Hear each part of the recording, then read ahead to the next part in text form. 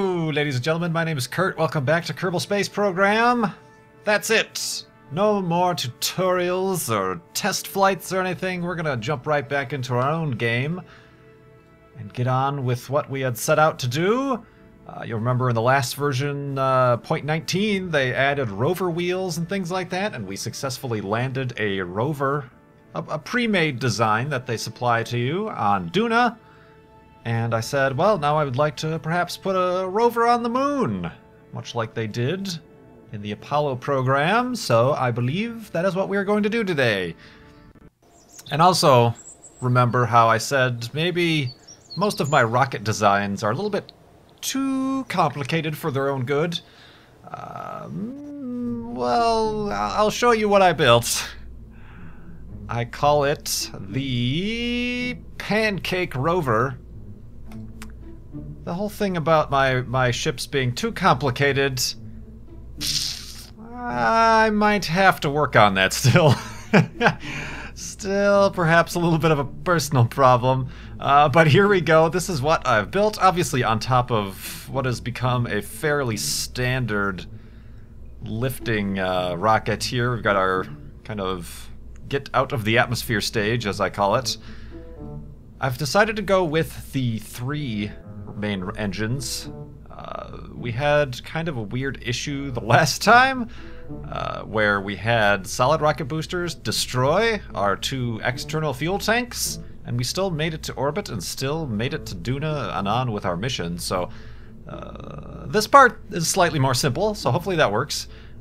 This part, maybe not so much. I basically started by building this rover. I've called it the Pancake Rover for the obvious reason that it's very flat, like a pancake. This part right here between this decoupler and this decoupler is our rover. This is all that's going to the moon.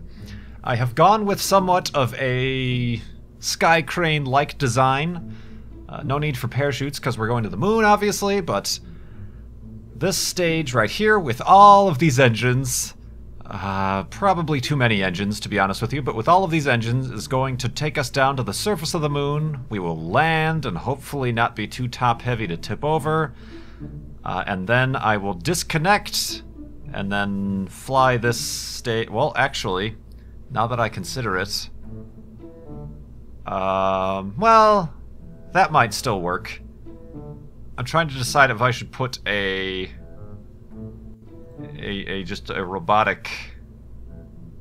Crap, that's gonna totally balls up my design. If I should put a robotic control on this guy so that I can fly it away. Alternately, what I could do is just gently throttle up just to the point where it wants to lift the rover off the ground, but not so much. Leave the engines burning, and then at that point, disconnect the stage, and it will just uncontrollably fly away, and then we should hopefully be able to just, you know, drive away on our rover on the moon. I kind of like that idea. I kind of don't. You know what, as a backup, last minute design changes, as a backup, let's strap a few of these bad boys on here. I'm always worried these are going to destroy things, however. So let's put them up and far away. And then let's actually put a pretty dramatic angle on them. Oh, no, no. No, no. Yeah, like this.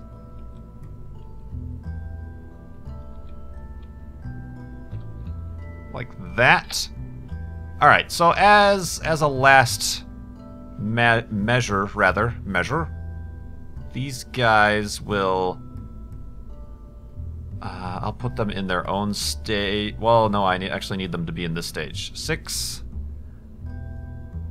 I will have those guys fire at the time I disconnect this stage, so regardless of whether or not I have control or fuel left in this stage, it will disconnect, leaving the rover on the ground, and this thing will hopefully deflect somewhere safely away, and then we'll have a rover on Mars. or Mars. The moon. The moon. We're going to the moon, guys. We gotta make sure we're all agreeing. All the astronauts, all the scientists on the ground have to agree where we're actually going with this thing. The moon. So yeah, this is the design. It's got a lot of places for headlights, so I think I've overdone the headlight situation, but yeah, it's a manned rover, obviously. It's got a 2-person capsule. This is kind of the lander capsule. It's low enough to the ground where I don't need a ladder. They can just jump up and get in and out successfully.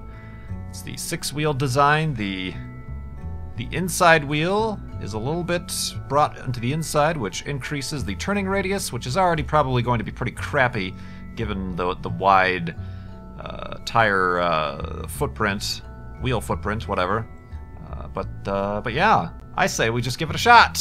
Give it a shot. All right, let's save. Go to the launch pad.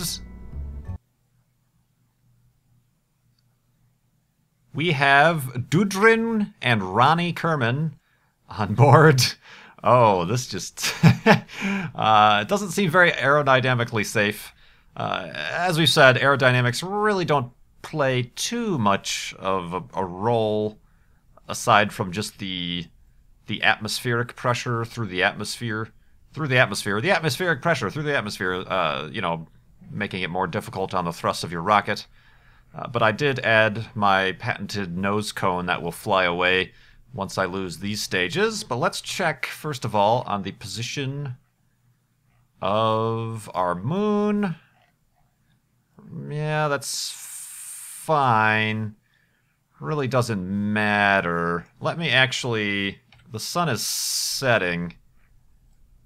Where is the sun exactly?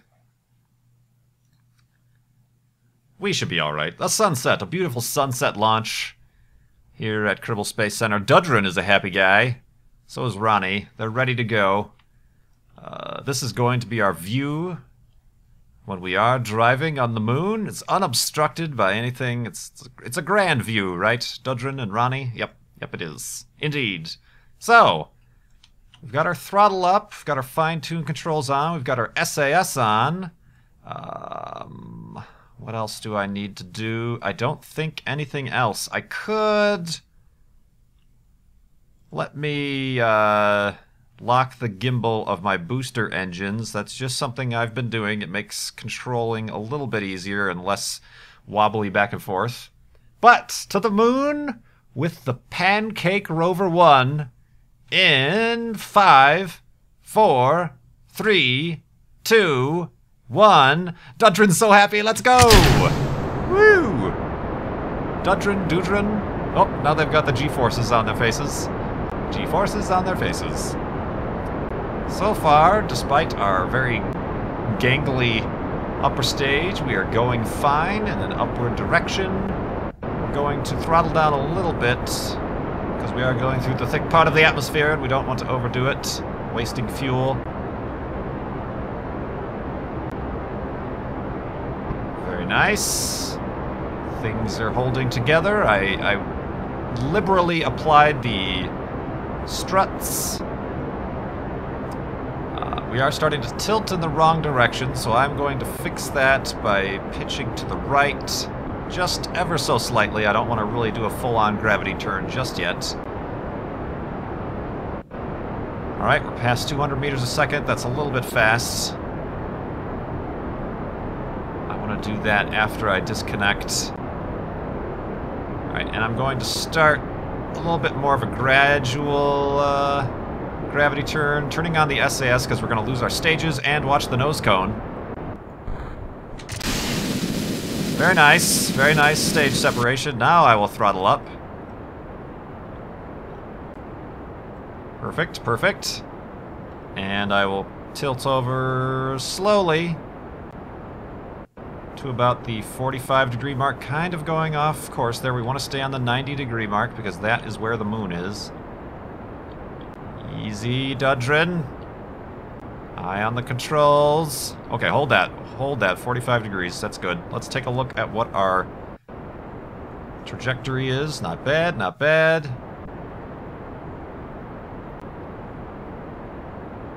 The wheels are spinning.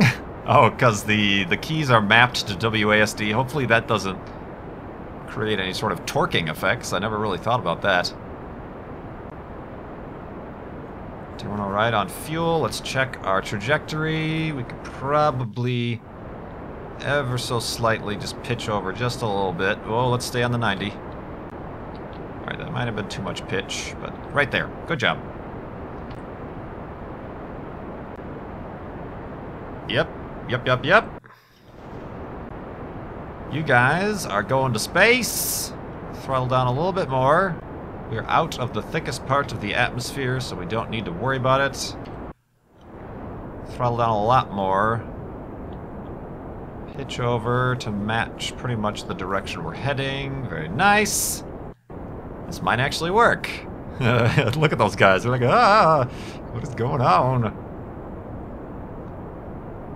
Oh yeah, we need to throttle way down, actually. Save some fuel. And into... oh, well, I was about to say into orbital sunset, but we're a little bit of ways away from that.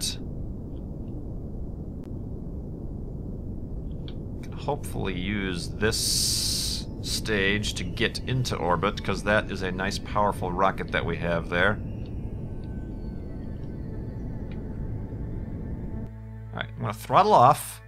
I'm going to wait until we get to our pretty high apoapsis. That might have been a little bit wasteful in getting that high up, but it's all good, it's all good. Alright, just perhaps I should put my parking brakes on to stop the wheels from spinning. I don't know if that causes any sort of, like I said, torque or anything like that in the spacecraft. I doubt it, but we'll do that just for the sake of it. Yeah, guys, check it out. You're in space. Let me fast forward time a little bit so we can get to the apoapsis.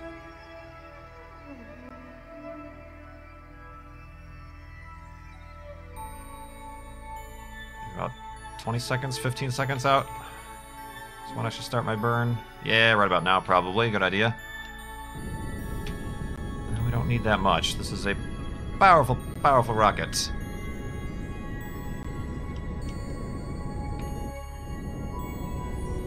But we do want to keep our eye on the fuel. It is going to burn out.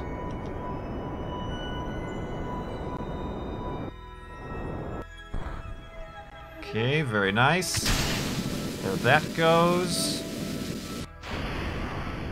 Get us back on the 90, little rocket. Right, we're gonna have to full throttle this guy because it's not as powerful of an engine. Oh god.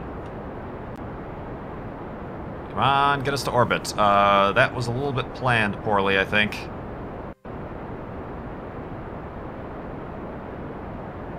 Yeah, sorry. Just get us to orbit, that's all we really require. What is our altitude? 110 and dropping. I'm going to aim at the direction I'm going, which should help. Just need an orbit, that's all I really need. That was more pilot error than anything.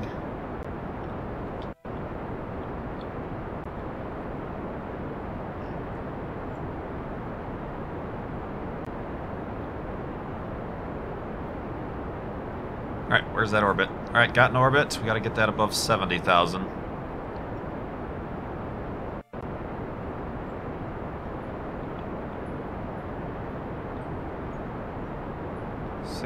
And 70. Alright, we're in orbit.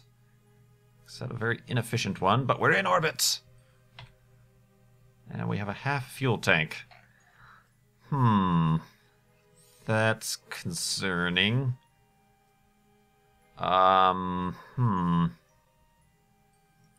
Perhaps I could activate 2 of these engines on the top stage, which would give me a little bit more oomph in getting to the moon, and there goes the sunlight.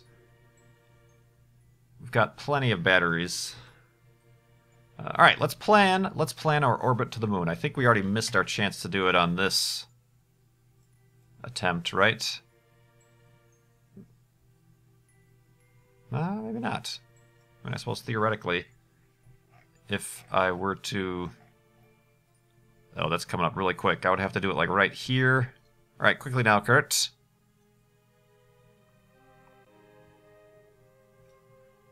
Yes. Oh, that's too much. Too much of a burn. Perhaps what I should also do is set the moon as my target. Alright. Be quick.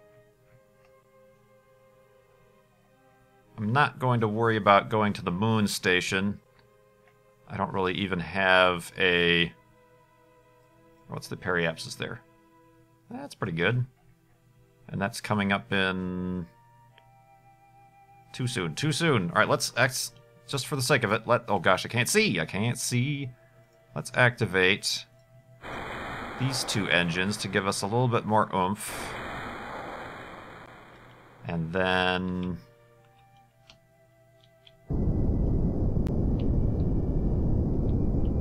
get ourselves on the point.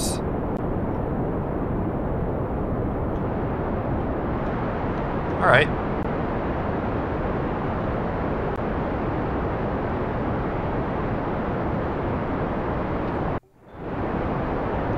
It's working. Kind of a little bit of an unorthodox use of my engines, but it's working.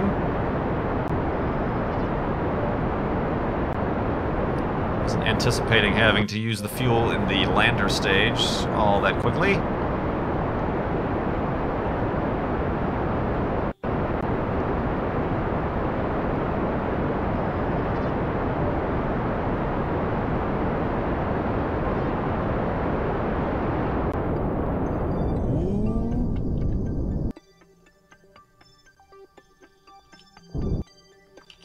Oh, that's actually making things worse. Alright.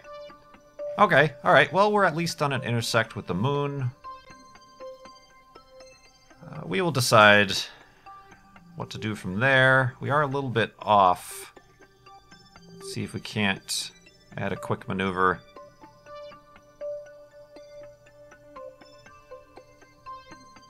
Yeah, like that. Okay, now quickly now. This is going to be south.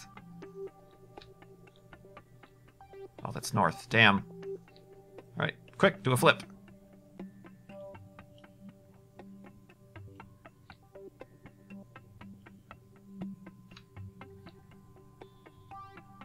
Oh gosh. The burn is coming up in 7 seconds. Alright, get...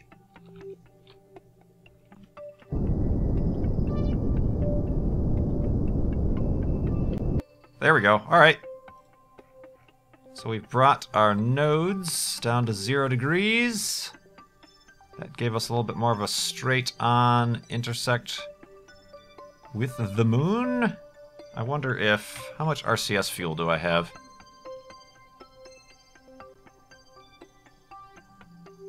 Plenty, plenty. Let's see about...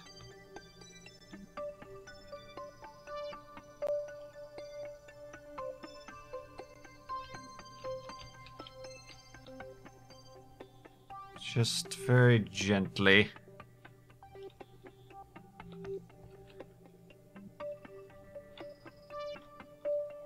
What does this do? Brings us closer. Which is always good to figure out now instead of later. I'm just pressing forward on the RCS. Oh, that's making it freak out a little bit.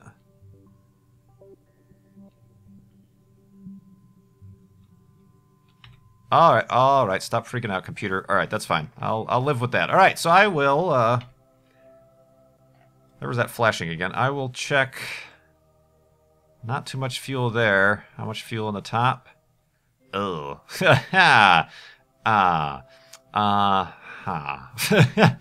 This is a little bit of an issue, I suppose, but, let's shut down these... Oh. Which engine did I activate? Shut down these engines. Maybe. Is that a good idea? I mean, I suppose really what I could do is transfer the fuel from this stage all the way up to the top stage. Maybe that's what I'll do.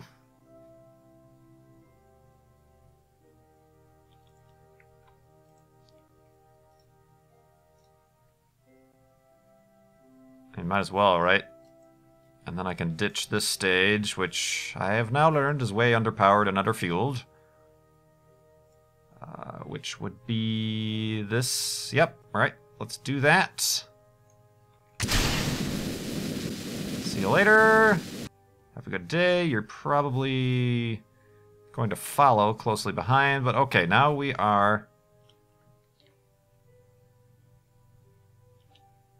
Alright, now that's not in control. Let's... Alright, alright. Now we have all of those engines enabled, oh dear god. Alright, let's put on SAS. Alright. A little bit strange doing that in the shadow of the planet, but let's continue on our travels to the moon, and I will be right back with you when I get there and inevitably panic and run out of fuel on the way to my landing. Indeed! Alright guys, we're back, and as you can see, we are on an approach to a 150-meter moon periapsis. I've got a little bit fast-forwarded here. That is the piece of debris that we left out there. It's going to end up going into interplanetary space, so no need to worry about additional space debris, because that's out in space.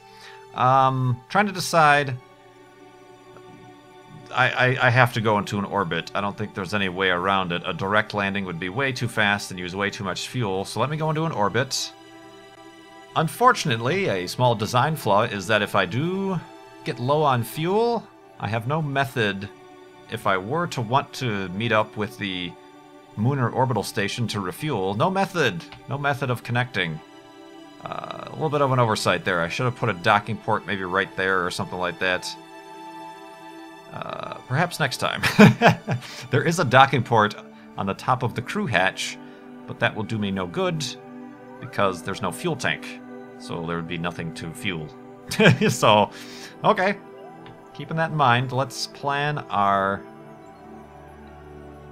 orbital capture, I guess you could call it.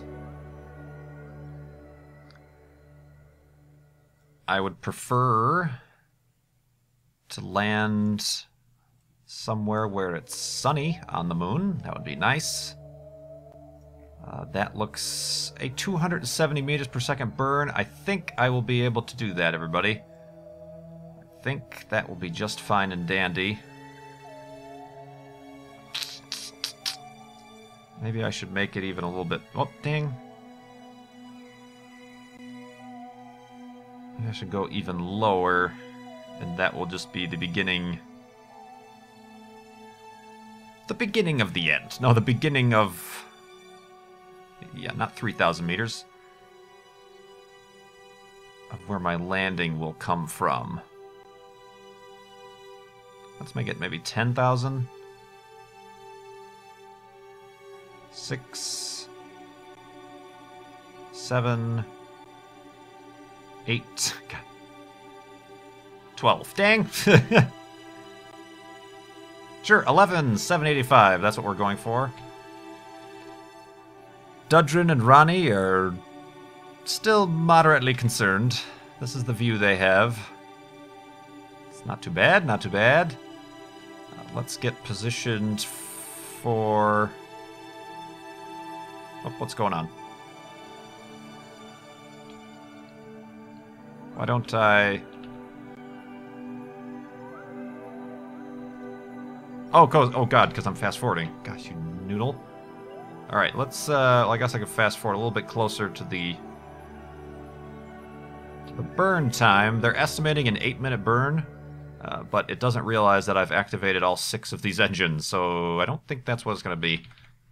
I hope. Because I don't have that much fuel. Alright, let's get situated for our burn here.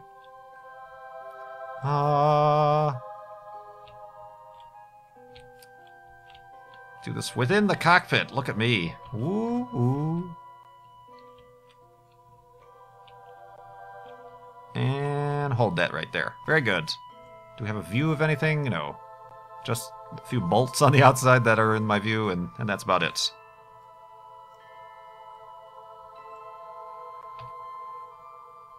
Where was the Oh, there it is. Hi! I'm like, where's the moon? They have really, let me just say, they have really improved the textures on these parts. There's that whole circuit board on the advanced SAS, and on the bottom, oh, you can't see it. On the way here, you can see it's got that gold foil that most landers have. It's got a very interesting sheen to it. So bravo to the textures, bravo! Let's fast forward time a little bit and get ready for this burn.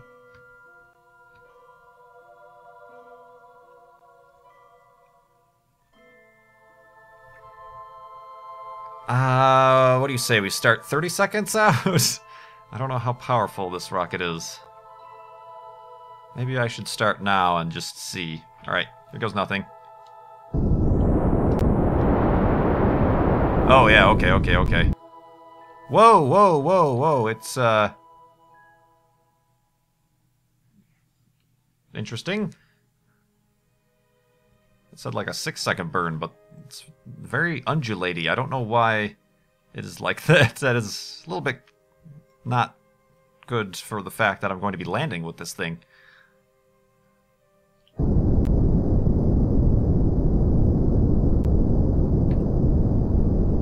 Alright, it's very nice.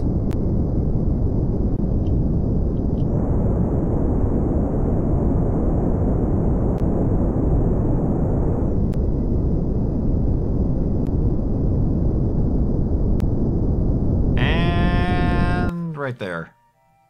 Let's call that a good burn.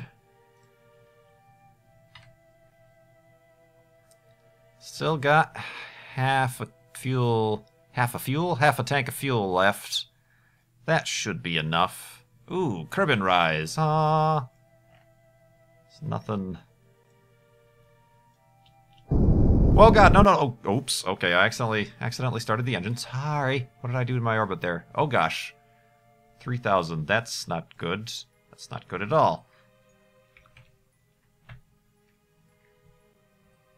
Let's raise that up to like 6,000, shall we? Alright, how are we doing for... Oh, we got plenty of RCS fuel. Alright, oops. What I meant to do...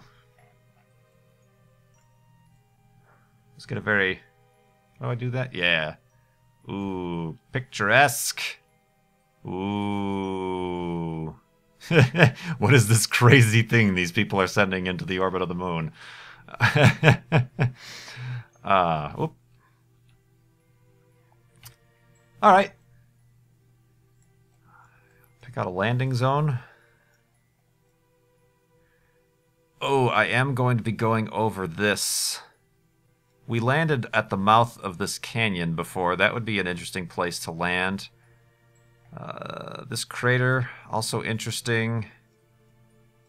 I think, yeah,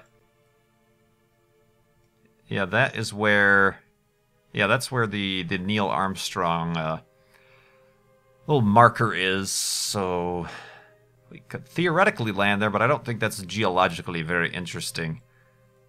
I suppose we could always drive there, I guess. We could aim for this and then drive. Yeah, there's a... I guess we could aim for this crater. There's a whole bunch of craters. We'll figure it out when we get there. Indeed, indeed. Alright guys, we're back, and we are approaching, as you can see, our closest point in the orbit. Sort of, which is about 6,500 meters. For the sake of efficiency, I should make my landing happen around there, but it's in the shadow. So what I'm going to wait for is to gain a little bit of altitude, and then I'll drop back down. And like I said, probably this crater seems interesting. There's a lot of interesting mountainous regions and a little bit of a canyon right there. Why not? Why not? We are also passing about 24 kilometers away from our Munar orbit station, so wave hello to the guys up there. Sorry we didn't plan on docking. That would have been far too reasonable to do that. Let me test. Yeah, got a bunch of headlights. Got a bunch of front lights. Can't see anything because the moon is right there. Yeah, let's turn those off. Let's save our plenty of electric charge. But I think you really generally don't need to plan landings. You basically just burn retrograde. But let's just aim for the smack. Well, trying to think. I could try. Again, that's going to take a lot of fuel. Now let's just aim for the middle of the crater. That'll be my first burn, and then I'll do subsequent burns. I'll probably more or less... Let me do that. You always end up falling short because you want to come down vertically, not sideways like that. Alright, let's plan on that. And, like I said, we're getting extraordinarily close to the surface. 6 kilometers. You can see the mountains and the jaggies on the side. I wonder... I don't think my lights are that powerful to illuminate the ground beneath me, but yeah. Let's do some landing when we come back. And another overly dramatic silhouette shot of our lander as we come around, ready to do our burn. You're all set up. Probably have done it a few seconds ago, but here we go. Watching the planned burn go down. Still watching our fuel. That, yeah, that's concerning. I thought I had too much fuel, to be honest. Alright, there's that maneuver. And we're pretty much on a downward slope. And that's why this isn't too efficient. Because I've actually burned, but that should make my highest point the point. But because I did it after my apoapsis, or periapsis rather, kind of a little bit of a waste of fuel there, because I'm actually still going uphill here. Whew. I don't know, maybe I should take advantage of that and then make another burn here. They're going to be very slight burns. Ooh, burn.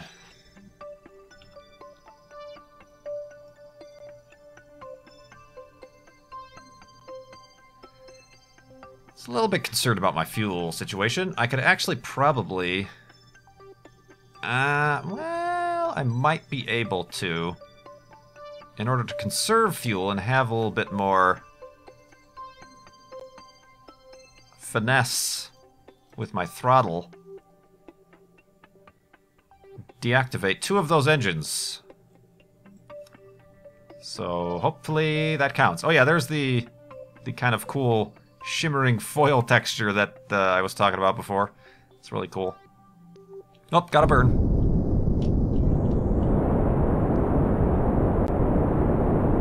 And a boosh. Alright, there's that burn. I think that is the end of what we can do for planned burns. The rest of this is going to just be based on our speeds and our own estimation. Just a poor way to go about things, if you ask me, but... Alright, stretch, get ready, quick save. All parts of the proper procedures for landing in Kerbal Space Program. Stretch, get yourself ready, and quick save. Ronnie and Dudrin can't see anything because they're just looking up into space. That's their little window right there.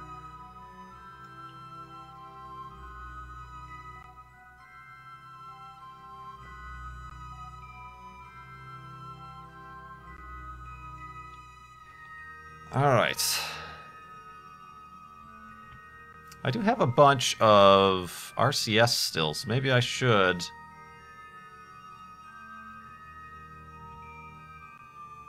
It's not going to do too much. Yeah, we're actually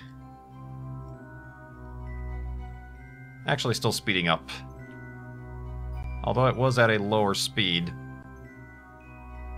Maybe I should do that, just for the sake.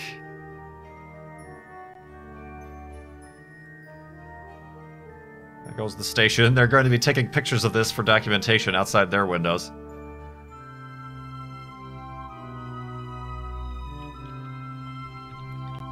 Alright, now is the time to panic.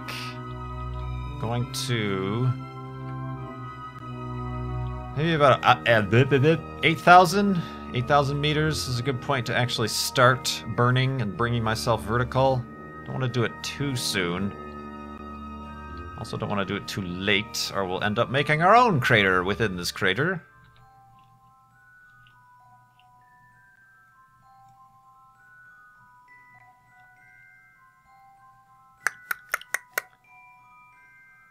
Dudrin, Ronnie, good luck. And good luck. Whatever that word I said before was, there was an extra syllable. Alright. I lied, I'm going to start that burn a little bit earlier.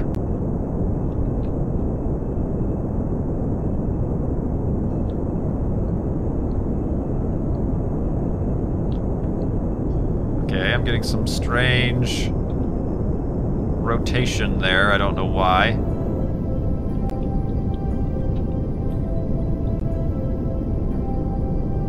Possibly because I deactivated these engines and the balance is off, who knows? Trying to cancel out our sideways movement. Brought that down to about 100 meters per second. That fuel, look at the fuel. I am concerned, very concerned about the fuel. Alright, we're still pretty high, I think.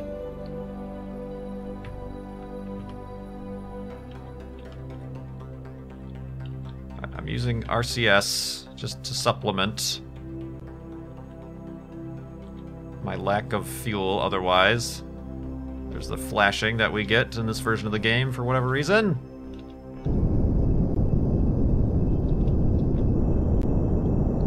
Alright. Okay. Alright, save your fuel. You're about 30 meters per second. That's okay.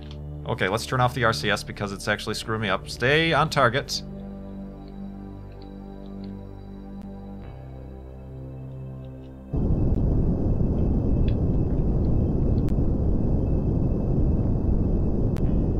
Oh, we're gonna run out of fuel, aren't we?